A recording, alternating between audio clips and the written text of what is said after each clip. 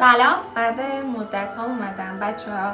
تازه بعد مدت اومدم میخوام یه کاری بکنم خودم بلد نیستم دارم برو اول. خب این از اون خمیر هزارلامونه، فقط یه کوچولو اینجاهاش چیز شد دیگه. به بزرگی خودتون ببخش. یه ذره اینجاهاشو تو خمیر و وردنم میتونیم اوکیش کنیم.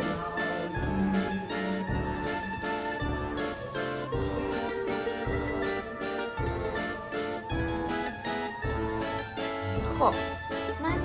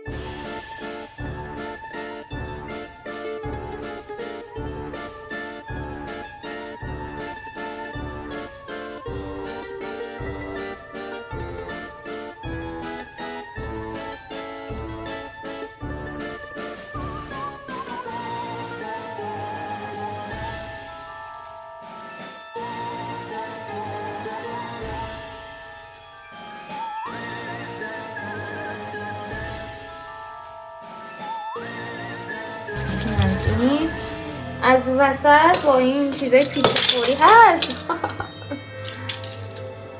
و قطعش کنم.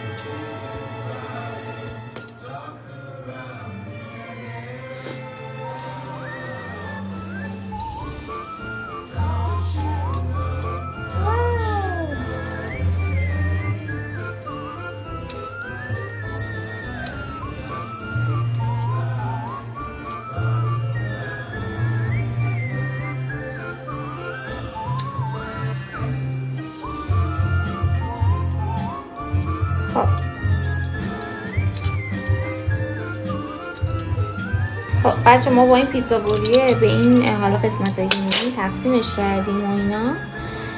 اگر هم میبینید مثلا اینجاهاش یه ذره برشه با دستتون خیلی راحت میتونید که اینجوری کنار هم درستشون کنید، مشکل نداره. بعد از این ما میریم سراغ خمیر کاکائویمون که بمالیم بهش.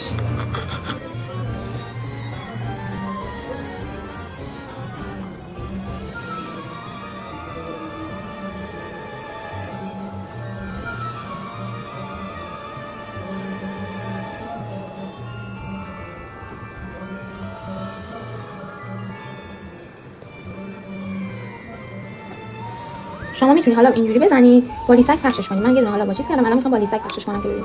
فعلا همینجوری مثلا یکم بزنید که بعدش برید با لیسک پخشش کنید.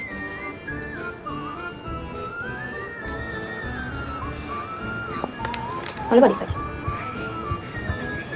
خیلی راحت ترم هست نسبت به قاشقاشو، خیلی وقتتون میگیره و فکر میکنم با لیسک هم کمتر شکلات ببره حتی. خب حالا ما اینو اینجوری که حالا قسمت کرده بودیم برش می‌داریم، پیچش میدیم.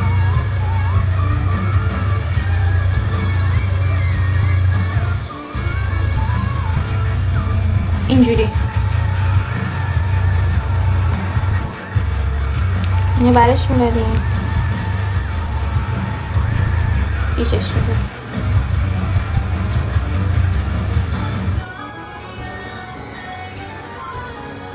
اینجوری میشه.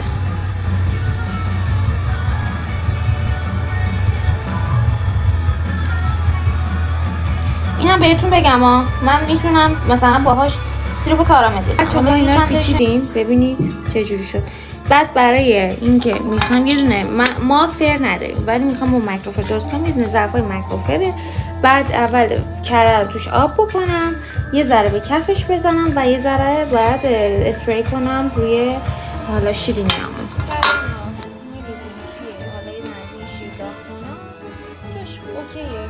کردی بستش شد. خب من یک لحظه فیلم بردار یه کوچولو بردارم. فعلا هم نمیدونم چون چقدر نیازم میشه.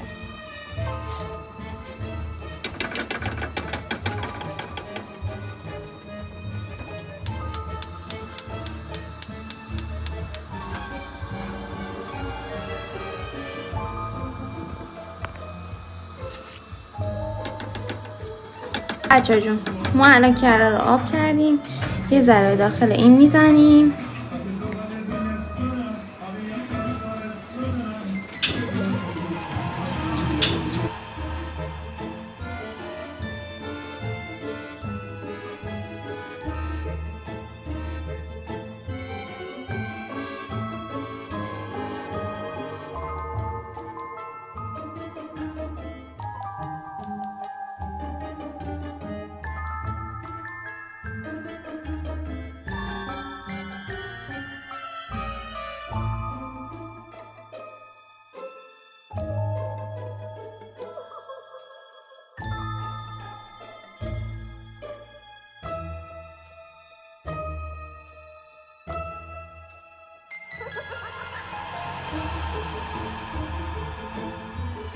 خب این شیرینای ما دمای 175 به مدت 25 دقیقه.